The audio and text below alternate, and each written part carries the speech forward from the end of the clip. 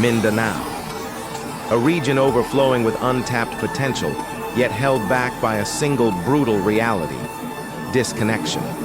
Its cities, its farms, its incredible resources, all locked in economic isolation due to crumbling roads and punishing transit times. This colossal island, the land of promise, has been waiting for its moment for generations. Every politician promised a solution, but every solution dissolved into failure. 015 to 040 core. Now, a massive multi-billion-dollar vision is cutting through the cynicism and the jungle. The Mindanao Railway Project, a 1,500-kilometer network, the most ambitious infrastructure endeavor in the South. The man pushing this forward, against tides of historical doubt and immense financial risk, is making the defining gamble of his career. Is this a moment of visionary leadership, or a high-stakes bet that could bankrupt a future generation? We pull back the curtain on the $5 billion gamble. They all failed before him. 6 different administrations watched the Mindanao Railway plans crumble under the weight of political infighting, prohibitive costs, and unmanageable land disputes. The public belief in the project was zero. This administration knew they couldn't just announce the whole thing. They had to demonstrate proof. They had to build confidence from the ground up. The solution: strategically isolate the most viable segment. The Tagum-Davao-Digos, TDD Phase 1. A manageable 100 kilometers that connects 3 major economic engines. This wasn't about ease, it was about leverage. By focusing on the highest traffic route, they maximized immediate economic benefit, making the project too valuable to stop. This calculated first-strike approach was a political masterstroke designed to secure a win and force the continuation of the entire network. Initially, the railway was set to be funded almost entirely by a single superpower, a debt that came with substantial geopolitical strings. But the leader made a radical, game-changing decision: pull back. He initiated a complex, multi-lateral financial flip, diversifying the funding sources to prevent foreign leverage over Philippine sovereignty. Securing money from local bonds, Japanese development assistance, and the Asian Infrastructure Bank added months, even years, to the planning. But it bought independence. Every steel rail laid now belongs entirely to the Philippines, free of external strategic control. This complicated dance with global finance was the unseen high-stakes poker game that underpins the physical construction. It was a conscious choice: delay for control. That strategic decision is the single most important factor that ensures this railway is built for Mindanao, not for geopolitics. Forget passenger comfort. The true firepower of this railway is its capacity to deliver an economic tidal wave. We're talking projections of a 3 to 5% boost to the regional GDP, a massive return on investment. The railway will slash freight costs and reduce travel time for goods by up to 70%. That pineapple farmer? His produce reaches the global market faster, fresher, and at a higher profit. That reduction in logistics cost is passed directly to the consumer. This isn't abstract economics. This is food on the table, school fees paid, and local businesses exploding with opportunity. This is the entire foundation of the leader's $5 billion justification. No part of this project was more politically toxic than land acquisition, the infamous right-of-way, ROW issue. The tracks cut directly through communities, displacing thousands and, most critically, intersecting ancestral domains of indigenous groups like the Lumads. Previous attempts at the railway failed right here, swallowed by legal battles and resistance. This administration understood that heavy-handed tactics would doom the entire bet. Their strategy? unprecedented engagement. Compensation packages that exceed market value, dedicated resettlement areas, and direct dialogue with tribal elders to realign certain segments. This is development through diplomacy. They transformed the row issue from a landmine into a partnership, turning potential enemies into project stakeholders. The success of the railway hinges not just on engineering, but on genuine respect and a commitment to justice. This is not a slow burn. The TDD Phase 1 timeline is hyper-aggressive, designed to show political resolve. We're talking non-stop, 24/7 construction crews, utilizing advanced track-laying technology never before seen in the region. The sheer complexity of the engineering, cutting through volcanic rock beds and stabilizing viaducts over major river systems, is a massive gamble in itself. The current administration has staked its reputation on hitting the deadline. Every day gained on the ground is a victory against the decades of stagnation, and proof that this time the bet will pay off.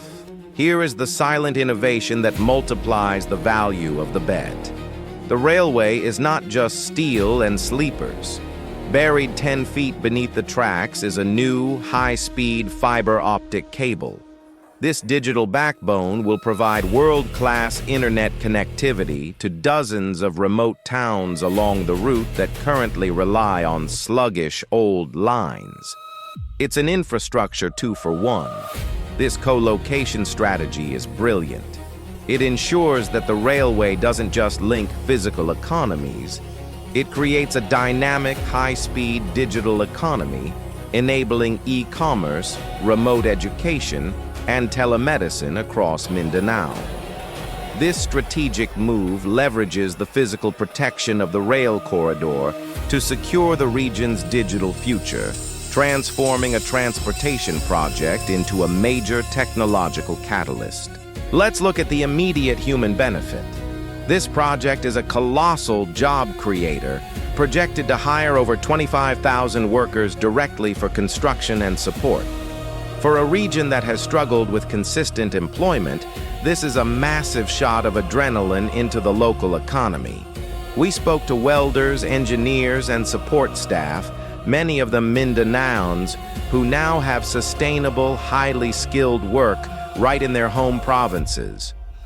The railway is not just moving goods, it's creating a new middle class.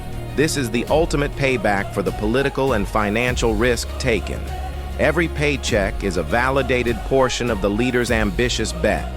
Historically, large-scale infrastructure projects are magnets for corruption. The leader knew this project's integrity was as important as its foundation. To safeguard the $5 billion investment, they implemented a revolutionary system: blockchain-based fund tracking. Every single peso disbursed to contractors is digitally traceable and audited in near real time. This cuts through bureaucratic opacity. They also enforced strict oversight, bringing in foreign technical auditors from non-funding partner nations to provide objective scrutiny. This bet is backed by a bulletproof commitment to transparency, ensuring taxpayer money is protected and the railway actually gets built for the intended cost. You can't just buy trains off a shelf for the Philippines. The rolling stock for the Mindanao Railway is being specifically engineered for the tropical environment. This means high-capacity air conditioning to handle the equatorial heat, and a higher ground clearance to prevent flooding damage during typhoon season. But the biggest innovation is the technology transfer. The contract mandates that foreign manufacturers must train local engineers and establish in-country maintenance facilities. This is about building a sustainable, locally run railway system, not creating dependence. This long-term vision ensures the project doesn't become a white elephant after 5 years. Mindanao has long wrestled with security challenges. A common fear was that the railway would become a target. the administration's calculated counterbet was brilliant. Building the railway is the peace dividend. By creating economic opportunity, reliable connectivity, and massive job creation, the railway removes the economic desperation that often fuels conflict. Furthermore, the routing connects previously marginalized, isolated, and conflict-affected zones into the national economic grid. The tracks are bringing prosperity and integration, making conflict economically unviable. This $5 billion railway is fundamentally a massive, durable peace treaty written in steel. The pressure is suffocating. Phase 1 is scheduled for completion in under 2 years, an ambitious target designed to beat the political clock. Delays mean budget overruns and the political ammunition needed by critics to kill the entire project. We take you inside the Operations Center, a NASA-style command hub where project managers track every foot of track and every ton of concrete in real time. The man in charge is personally reviewing weekly progress, knowing his entire legacy hangs on the success of this deadline. This is the final, unrelenting countdown to D-Day. Phase 1 is merely the entry point. The true magnitude of the bet lies in the subsequent phases, the connections to Cagayan de Oro, Iligan, and the full, ambitious loop around the island, linking Zamboanga, Butuan, and Surigao. Imagine traveling from the westernmost tip to the eastern seaboard in hours, not days. This is the vision that fundamentally breaks the Manila-centric economic dominance over the Philippines. The strategy is to leverage the cash flow, the validated success, and the overwhelming public support of Phase 1 to secure the entire remaining funding, creating an irreversible, unstoppable momentum. The man who bet on the railway is now betting on the future unity of the entire archipelago. This railway will be the ultimate measure of the man who pushed it through. He will be forever remembered by the sight of steel tracks cutting across the landscape. The political risk was immense, the financial commitment staggering. He either retires as the visionary who finally stitched the Philippines together, or the reckless gambler who burdened the next generation with insurmountable debt. There is no middle ground in a bet this ambitious. The success of the Mindanao Railway will be the enduring physical manifestation of his political will, the final exam for his administration. Every town, every farmer, and every traveler will cast their judgment every time that train whistle blows. Grand conclusion. It's a $5 billion wager on the potential of an entire island. Against decades of failure, political resistance, and immense logistical hurdles, the Mindanao Railway is rapidly becoming a concrete reality. The bet is that connectivity equals prosperity, that unity trumps isolation, and that the Philippines can build world-class infrastructure that truly serves its people. The tracks are being laid, the stations are rising. The only question that remains is, will this ambitious gamble pay off and finally unleash the economic titan that is Mindanao? The construction will be finished, but the debate will just be starting. What do you think is the biggest risk of this massive project? The cost, the political drama, or the final deadline? Let me know in the comments below. If you want to track the official opening date with us, hit that subscribe button. Stay safe always. Mabuhay!